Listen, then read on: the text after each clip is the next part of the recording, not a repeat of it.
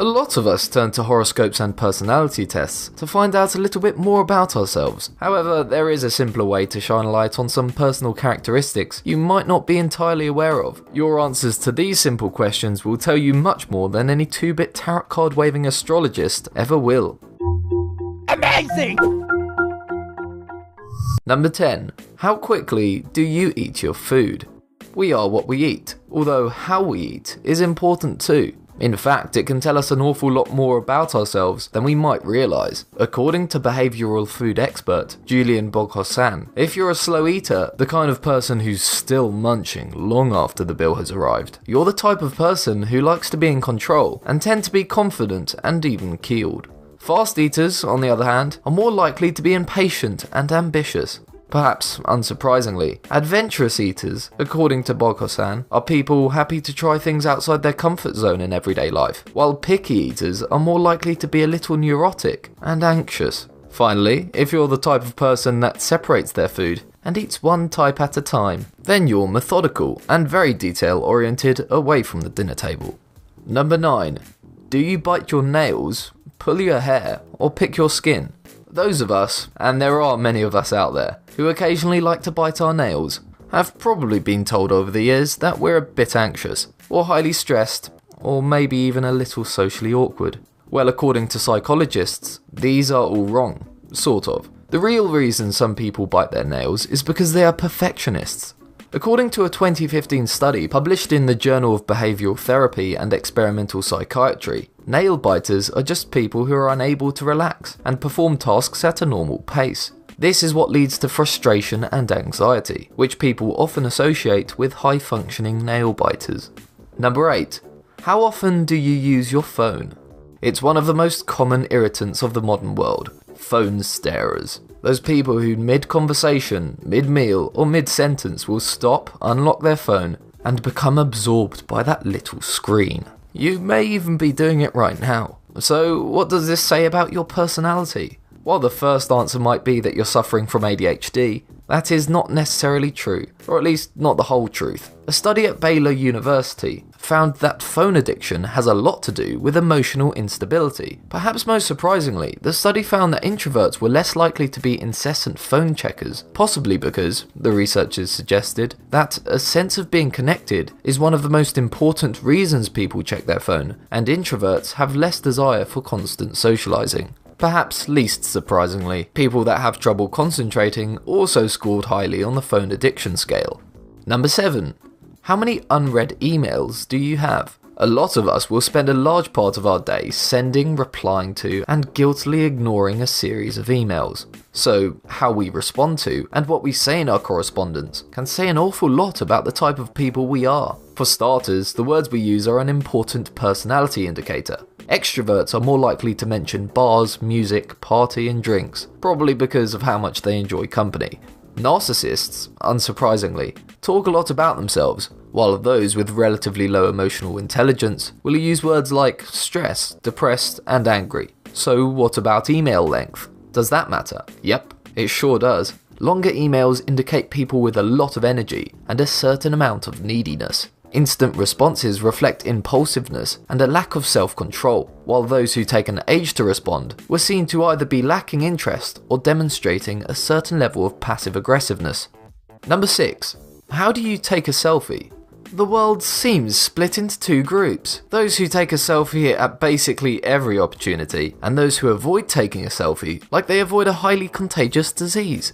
However, it seems like we can break down these groups a little further. Apparently, your selfie style says a lot more about you than you think it does. According to research from the Nanyang Technological University in Singapore, friendlier people were more likely to take their pics from below, while the conscientious selfie taker was less likely to display the private space behind them. If you tend to go for the duck face in your selfies, then you are, according to the research, more likely to be neurotic. Interestingly, most people tend not to pick up on these personality details when looking at selfies, perhaps because they're too busy rolling their eyes.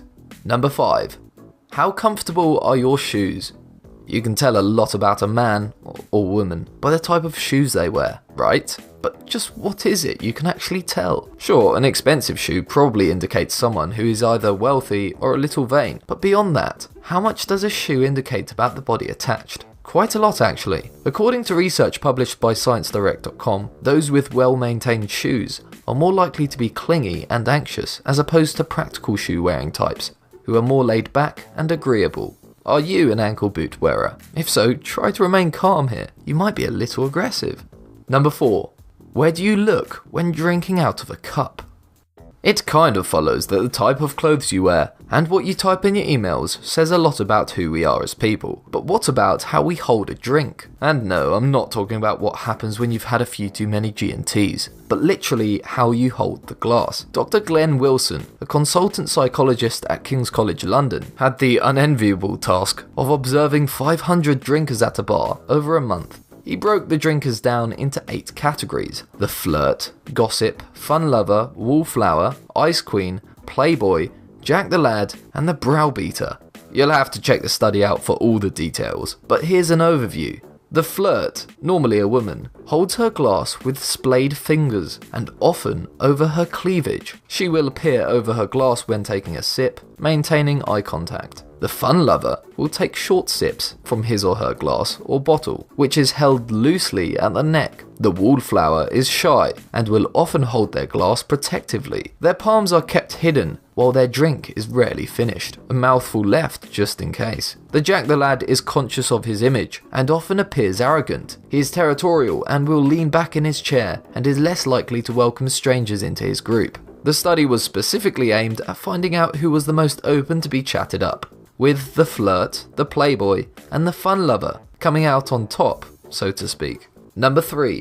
What are your favourite colours? We shouldn't be too surprised that the colours we wear or choose to surround ourselves with say quite a bit about our personalities, but just what exactly? According to research in a variety of places, including psychologytoday.com, those who prefer white are highly organised and very independent, while those who prefer black strive for power and control, though they are often artistic. People who prefer yellow like to express their individuality, while those who like green are very frank and often loyal. If you're looking for a good friend, brown wearers apparently make the best companions. Pink is generally deemed to be the most calming colour, which is why it's often used in prisons. So, what colour are you currently wearing? What does that colour say about you?